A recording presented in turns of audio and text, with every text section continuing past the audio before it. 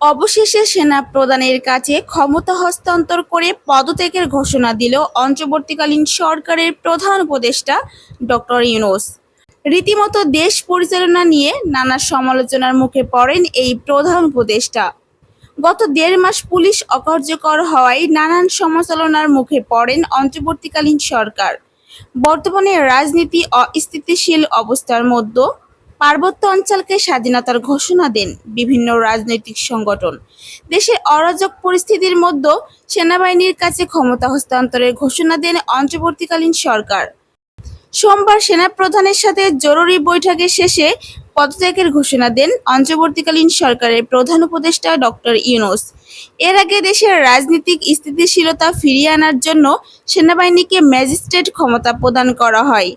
এরই প্রেক্ষিতে কঠোর সমালোচনা করেন বিএনপির মহাসচিব মির্জা ফখরুল ইসলাম আলমগীর। তিনি অন্তর্বর্তীকালীন সরকারকে কড়া হুঁশিয়ার দিয়ে বলেন, তারা রাজনৈতিকভাবে পুরো ব্যর্থ। দেশকে গত ১.৫ মাসের মধ্যে শান্ত পরিবেশ গড়ে তুলতে পারেননি তারা।